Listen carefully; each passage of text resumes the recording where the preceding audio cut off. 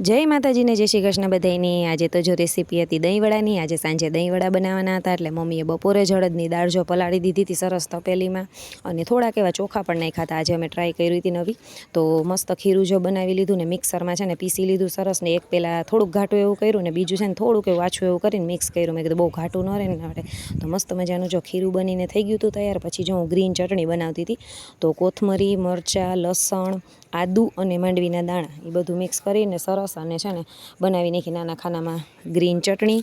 અને જો એમાં થોડુંક એવું મેં છે ને દહીં નાખ્યું હતું, એટલે ચટણીનો થોડોક ટેસ્ટ સરસ આવ્યો। પછી જો આ મમ્મીએ છે ને દહીં મેળવી દીધું હતું કાલે જ તે સાંજે, એટલે આજે જો દહીં મસ્ત બની ગયું હતું ને થોડુંક એવું ખાટું દહીં સાઈડમાં કાઢી લીધું વાટકામાં, અને પછી છે ને ખાંડ નાખીને અને મસ્ત મજાની લચ્છી જેવું દહીં બનાવી લીધું સરસ। દહીંવડાનું થઈ ગયું હતું દહીં તૈયાર।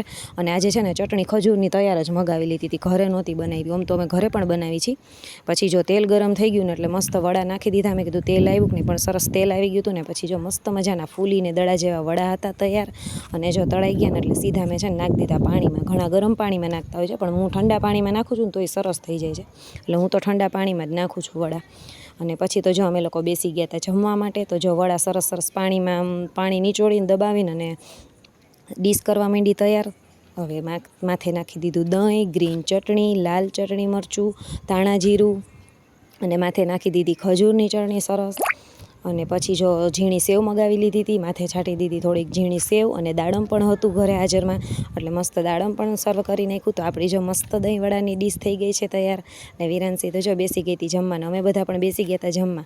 તો ચાલો બધા જમવા। વિડીયો ગમ્યો હોય તો લાઈક કરજો અને ચેનલને સબસ્ક્રાઈબ કરજો। ત્યાં સુધી આવજો।